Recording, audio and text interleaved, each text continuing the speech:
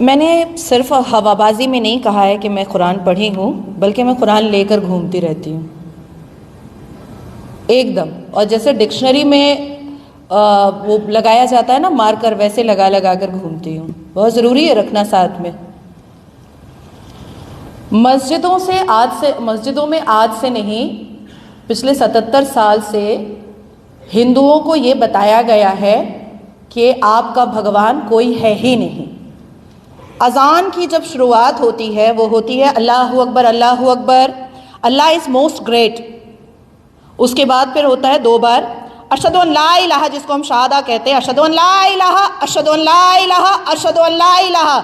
मैं टेस्टिफाई करती हूँ, और इस्लाम के मानने वाले इस बात को टेस्टिफाई करते हैं कि इस धरती पर, इस आकाश पे कोई भी खुदा हो ही नहीं सकता है पूजनीय सिवाय मेरे अल्लाह और मेरे रसूल के। उसके बाद आता है हैया अलल सलाह, हैया अलल सलाह, आओ नमाजी नमाज को, हैया अलल फलाह, हैया अलल फलाह, आ जाओ और नमाज पढ़ो। और लास्ट में आता है ला इलाहा इल्लल्लाह, सिर्फ और सिर्फ खुदा है, इसके अलावा पूजनीय कोई नहीं है। अब आते हैं, ये मैंने आपको अजान का अर्थ बताया, और मुझे समझ में नहीं आता है कि हमारे शांतिपूर्ण समुदाय इतने बहरे हैं कि वो 77 साल से लाउड स्पीकर पर चिल्ला करके उनको मस्जिद में बुलाना पड़ता है, अदरवाइज वो जाते नहीं हैं।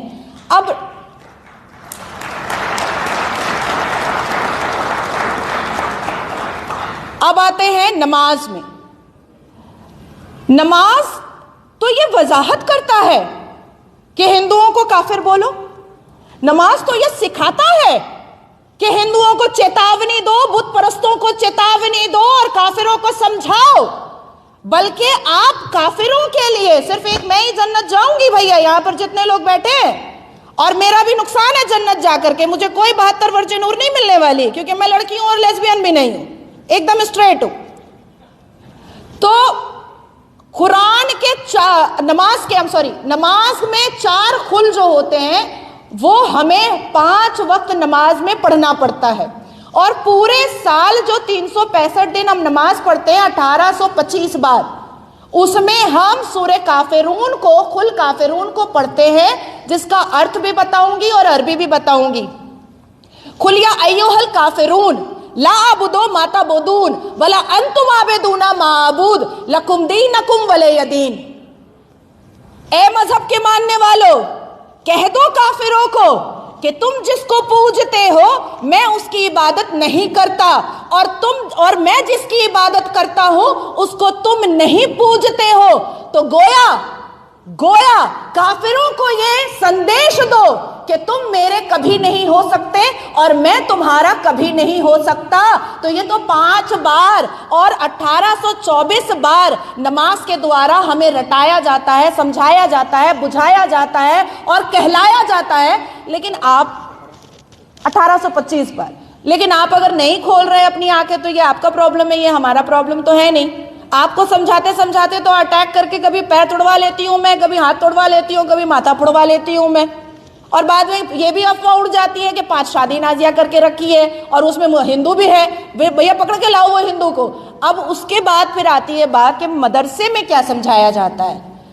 मदरसे में जिस हिसाब से आतंकी शिक्षा दी जाती है, मदरसे में कुरान की 26 वो आयतें जो हिंदुओं के खिलाफ इतनी ज्यादा भयंकर और भयानक है, उसको अगर आप अर्थ के साथ पढ़ेंगे तो मुझे लगता है कि आप भाईचारा भूल जाएंगे और आपको समझ में आ जाएगा कि 77 साल से आपके ये भाई नहीं थे और 1450 साल से आपको सिर्फ काटने, मारने, लूटने और फाड़ने की कोशिश में ही लगे हुए थे। कुरान इस बात की वजाहत करता है, कुरान इस बात को कई आयतों में बताता है, कई सूरतों में बताता है, कई वर्सेस में बताता है कि काफिर की गुंजाइश इस जमीन पर नहीं है। काफिर इस जमीन पर, इस धरती पर, इस सरजमीन पर नहीं रह सकता है। अल कुरान ने वाज़ह किया है अपनी 26 आयतों में, जिसमें आप सूरह तौबा अगर आप पढ़ेंगे तो सूरह तौबा के हर वर्सेस आपको यही बताएंगे कि अगर कोई काफिर किसी इस्लाम के मानने वाले के हत्थे आ जाए तो उसको दर्दनाक मौत दो, आराम वाला मौत नहीं।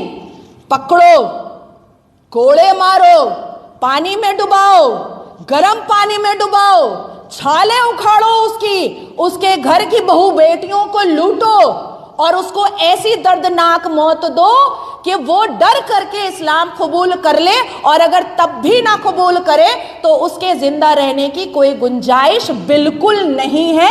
ये कुरान का सूरह तौबा पढ़ लीजिए, कुरान की वो 26 आयतें पढ़ लीजिए।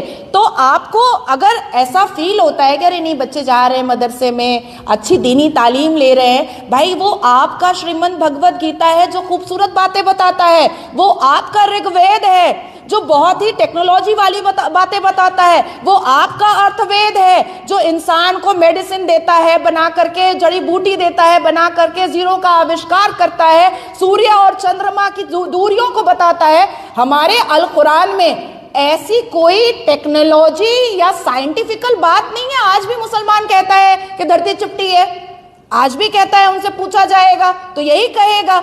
तो मुझे एकदम क्रिस्टल क्लियर है, क्योंकि मैंने अपनी जिंदगी का चंद साल उर्दू स्कूल में भी पढ़ा है। हमारे स्कूल के अंदर हमें बताया जाता था प्रसाद हराम है, प्रसाद खाना हराम है। हमारे घर के आस पड़ोस में, क्योंकि मैं मुस्लिम कम्युनिटी में रही हूं, अब जाकर के मैं अपना जीवन बचाने के लिए हिंदुओं के भीड़ में रहती हूं, अपनी इज्जत आबरू बचाने के लिए हिंदुओं के भीड़ में रहती हूं, लेकिन मेरी जिंदगी का 25 साल गुजरा मुसलमानों के भीड़ में, जहां पर मैंने कभी भी हिंदुओं के पक्ष में कोई तारीफ नहीं सुनी, बल्कि हिंदुओं के पक्ष में नफरत और सिर्फ नफरत देखा। मुझे याद है मैं क्लास 8 में थी और मेरी ट्यूशन में एक हिंदू फ्रेंड थी, डिम्पी नाम था उसका। मैं उसके साथ राम मंदिर चले जाया करती थी जो ग्रीश पार्क के पास है। वहां से जब मैं पेड़ा और